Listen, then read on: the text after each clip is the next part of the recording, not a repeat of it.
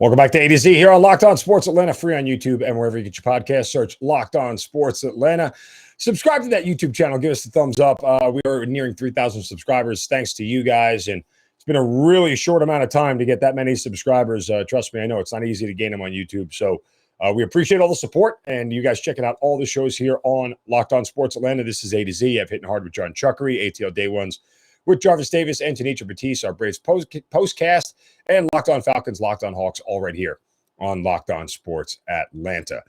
All right, the Deshaun Watson suspension is now done. Officially done. We don't have to deal with this anymore. Thank God.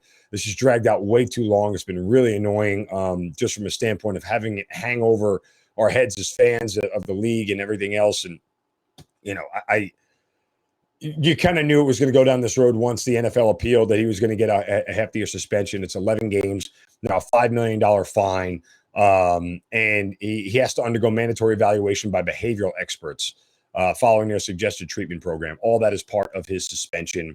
And Watson's fine and contribution from both the NFL and the Browns of $1 million each will create a fund to support nonprofit organizations that educate young people on healthy relationships, blah, blah, blah, blah, blah.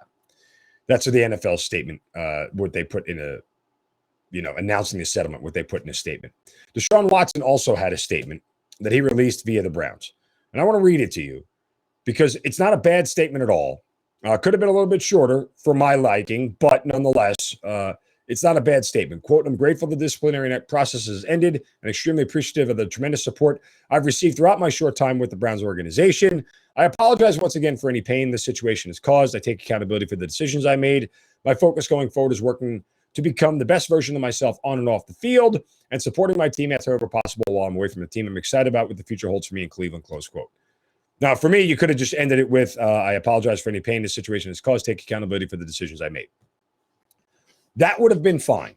And this statement would have been fine had Deshaun Watson not gotten up in front of the Cleveland media and ran his damn mouth again.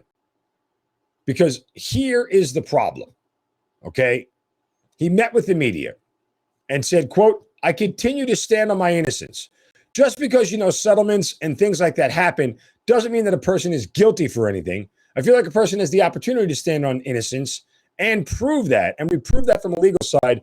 And just to continue to push forward as an individual and as a person," close quote. Hey, dummy, you can't sit there and say, "I apologize for the pain that this has caused and I take accountability," and then yell, "I stand on my innocence." Like, shut up. Honestly, you didn't need to meet with the media. You got suspended. That's the end of it. You don't owe it. You could send Jimmy Haslam out there. You could send the GM out there. What's his name? I can't remember off the top of my head. Anyway, you could do D Haslam. You could do all those things, and you would have been fine. But nonetheless, you couldn't resist in sending out your quarterback to make an ass out of himself in front of the media. It's mind-numbingly frustrating. This has been handled so poorly by the Browns on so many different levels. And they continue to just put this man out there in the public when he doesn't need to speak anymore. I am all for, and if I was a Cleveland media person, I'd be ticked off if they didn't put him in front of me. That said, man, if I'm a PR person for the Browns, heck no. He doesn't get to speak anymore. He released a statement, refer to the statement. That's it. That you're well within your rights to do that. Nobody has to like that. Nobody has, but you I don't want to hear in a statement, "I apologize and take accountability," and then I'm going to defend the actions that I did as innocent. You can't do both. Either you took accountability and you're sorry, or you're defending what you did. Can't do both. That's the dirty side of what the Cleveland Browns did. The dirty side of what the NFL did here in just a moment. First, a word from our friends at Coffee AM, the best small batch coffee roaster in America. I tell you about them every single day. Why? They're based right here in Atlanta, and they have some of the freshest coffees around because most of their coffees are roasted and shipped on the same day or very close to it. And these are coffees from around the world, guys. I mean, flavored coffees from everywhere, countries you haven't heard of, Tanzania, Kenya, Sumatra. They're fantastic. They have a rainforest flavor that comes from Brazil. I mean, it is off the charts good. And they only roast current crop specialty grade coffees, organic, fair trade, direct trade, flavored blends and espressos, coffees, gourmet teas, gift sets, the whole nine. It's all at Coffee AM. So here's what you do. Go to coffeeam.com/locked on today to take a full look at their menu of coffees, teas, and gift sets. Again, coffeeam.com/locked on. Make sure you use the promo code locked on at checkout to get 15% off your first order of coffees, teas, and gift sets. Coffee AM, the best small batch coffee roaster in America.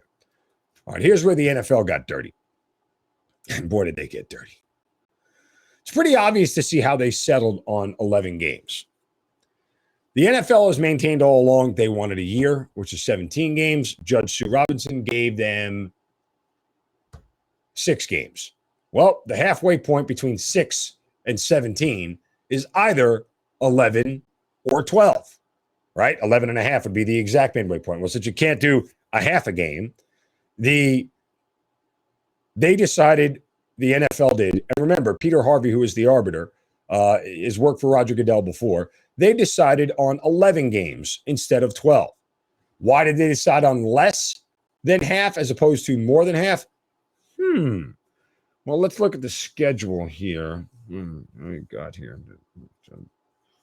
11 games. Eligible for reinstatement Monday, November 28th, with a bye week in week 9.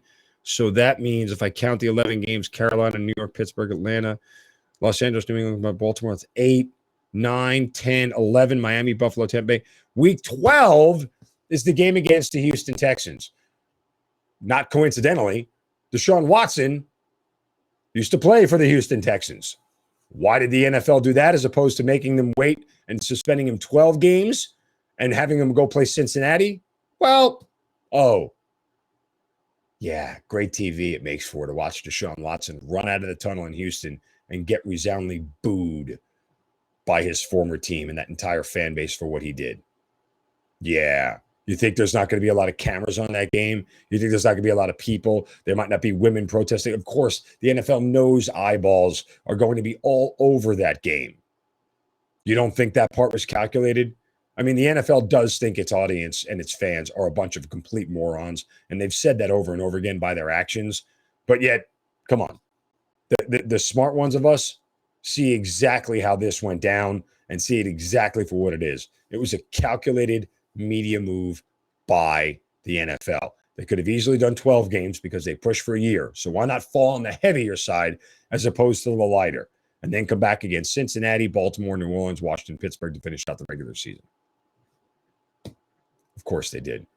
Because the NFL is slimy and dirty, and everything they do is slimy and dirty. And everybody who works for the NFL is slimy and dirty. And it's just kind of the way it is at this point in time. We all have to accept it.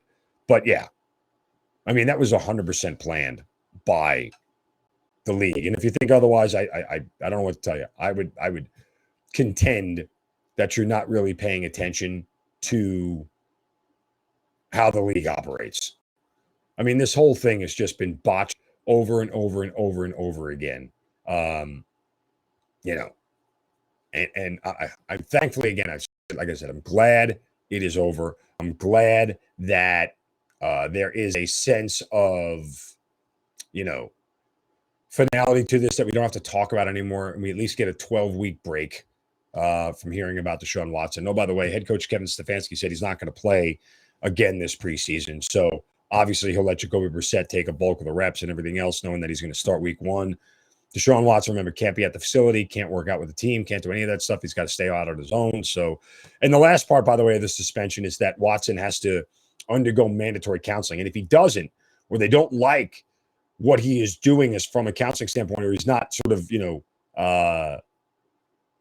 meeting the metrics, whatever it is of the professional evaluations, they can actually extend his suspension.